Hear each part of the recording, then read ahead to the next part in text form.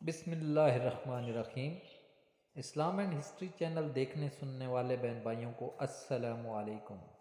ہمارا آج کا موضوع ہے شب معراج اور بیت المقدس۔ معراج کے دور میں بیت المقدس اہل اسلام کے قبضہ میں نہیں آیا تھا۔ شب معراج کے متعلق اللہ تعالیٰ نے ارشاد فرمایا، پاکی ہے اسے جو راتوں رات اپنے بندے کو لے گیا مسجد حرام سے مسجد اقصیٰ تک، جس کے گردا گرد ہم نے برکت رکھی کہ ہم اسے اپنی عظیم نشانیاں دکھائیں، بے شک وہ سنتا دیکھتا ہے۔ رسول اللہ صلی اللہ علیہ وسلم کی زندگی کا یہ اہم واقعہ جو تاریخ میں اسراء و معراج کے عنوان سے موسوم ہے، کس سال کی کس تاریخ اور کس مہینے وقوع میں آیا، حتمی طور پر تاریخ کچھ فیصلہ نہیں کر سکی، لیکن اتفاق اس پر ہے کہ یہ واقعہ 27 رجب کو واقعہ ہجرت سے 18 ماہ قبل وقوع پذیر ہوا، جس نے مسلمانوں کی نظروں میں حرم کعبہ کے بعد حرم القدس کو بہت عزت و عظمت کا مقام دیا، یہاں تک کہ حضور صلی اللہ علیہ وآلہ وسلم نے جہاں مسجد نبوی اور مسجد حرام کے فضائل بیان فرمائے، وہاں مسجد اقصیٰ کے فضائل بھی بتائے۔ رسول اللہ صلی اللہ علیہ وآلہ وسلم کو معراج ہجرت مدینہ سے پورے 18 مہینے پیشتر ہوئی تھی، اور رسول اللہ صلی اللہ علیہ وآلہ وسلم اس رات گم پائے گئے تھے۔ عبد المطلب کے بیٹے انہیں ڈھونڈتے پھرے، حضرت عباس بھی ڈھونڈنے والوں میں سے تھے۔ وہ رسول اللہ صلی اللہ علیہ وآلہ وسلم کا نام لے لے کر آپ صلی اللہ علیہ وآلہ وسلم کو پکار رہے تھے، یا محمد یا محمد۔ رسول اللہ صلی اللہ علیہ وآلہ وسلم نے یہ آواز سن لی، جواب دیا تو عباس رضی اللہ تعالی عنہ نے آپ صلی اللہ علیہ وآلہ وسلم سے پوچھا کہ آپ صلی اللہ علیہ وآلہ وسلم کہاں گئے تھے؟ رسول اللہ صلی اللہ علیہ وآلہ وسلم نے کہا، میں بیت المقدس سے آیا ہوں۔ حضرت عباس رضی اللہ تعالیٰ عنہ نے تعجب ظاہر کیا، ایک رات میں گئے اور لوٹ بھی آئے؟ رسول اللہ صلی اللہ علیہ وآلہ وسلم نے فرمایا، ہاں ایسا ہی ہوا ہے۔ واقعہ معراج کی ایک بڑی راویہ جناب ام ہانی بنت ابی طالب فرماتی ہیں، رسول اللہ صلی اللہ علیہ وآلہ وسلم کو اسراء ہمارے گھر سے ہوا تھا، اور اس رات عشاء کی نماز پڑھ کر ہمارے ہاں سو گئے تھے۔ فجر سے کچھ پہلے اٹھے، جب نماز پڑھ چکے کہا، اے ام ہانی، میں نے تمہارے ساتھ عشاء کی نماز پڑھی جیسا کہ تو نے خود دیکھا تھا، پھر میں بیت المقدس گیا، میں نے وہاں نماز پڑھی، پھر اب تمہارے ساتھ صبح کی نماز پڑھی ہے۔ مورخین کے نزدیک اسراء و معراج ایک ہی رات ہوا، اسراء آغاز تھا اور معراج منتہا۔ رسول اللہ صلی اللہ علیہ وآلہ وسلم نے عالم بیداری میں روح و جسم کے ساتھ مسجد الحرام سے مسجد الاقصیٰ تشریف لے گئے، پھر مسجد الاقصیٰ سے 7 آسمانوں کی طرف پرواز فرمائی اور اپنے رب تعالیٰ کو اپنی آنکھوں سے دیکھا۔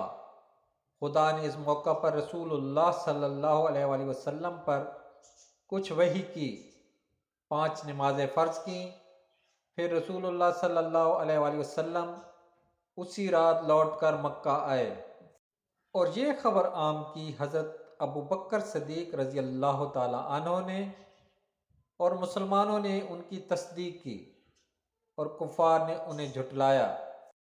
ابن کثیر حضرت ابن عباس رضی اللہ تعالیٰ عنہ سے نقل کرتے ہیں، معراج آنکھوں دیکھا حال تھا، یہی مذہب پہلے اور بعد کے جمہور کا ہے۔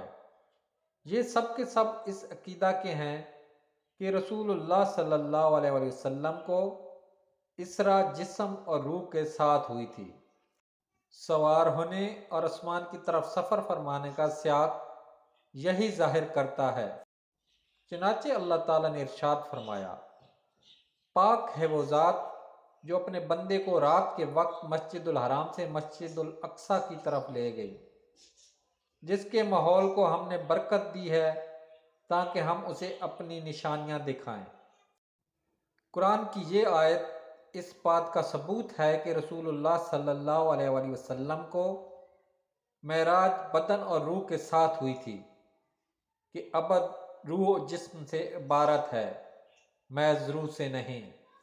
مختصر یہ کہ شب معراج میں آپ صلی اللہ علیہ وآلہ وسلم کی پہلی منزل بیت المقدس تھی۔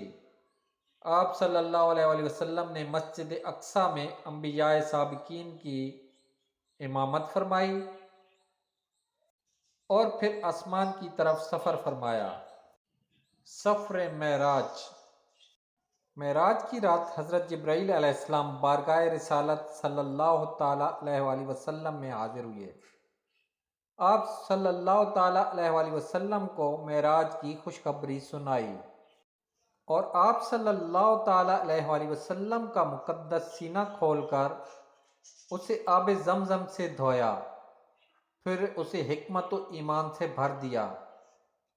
اس کے بعد تاجدار رسالت صلی اللہ تعالیٰ علیہ وآلہ وسلم کی بارگاہ میں براق پیش کی اور انتہائی اکرام اور احترام کے ساتھ اس پر سوار کر کے مسجد اقصیٰ کی طرف لے گئے۔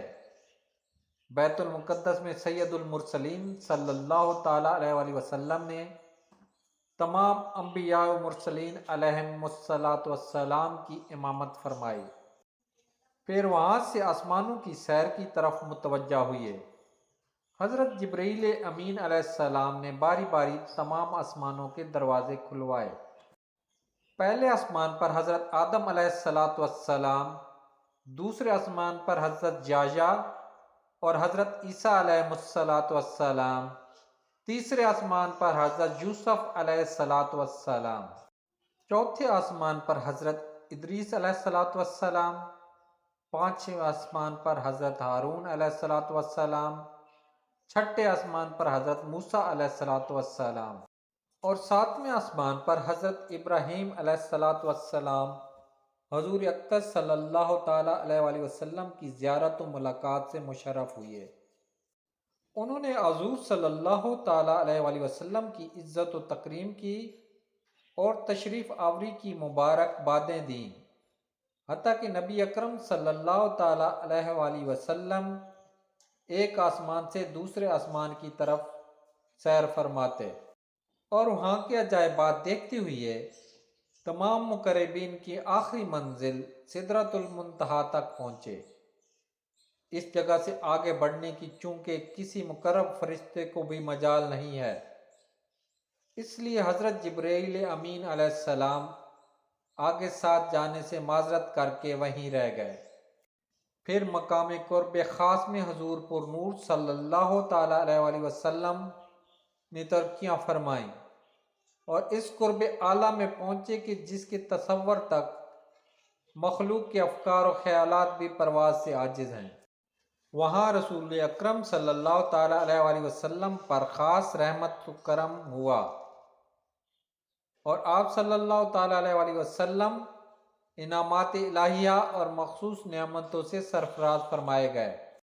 زمین و آسمان کی بادشاہت اور ان سے افضل و برتر علوم پائے۔ امت کے لیے نمازیں فرض ہوئیں۔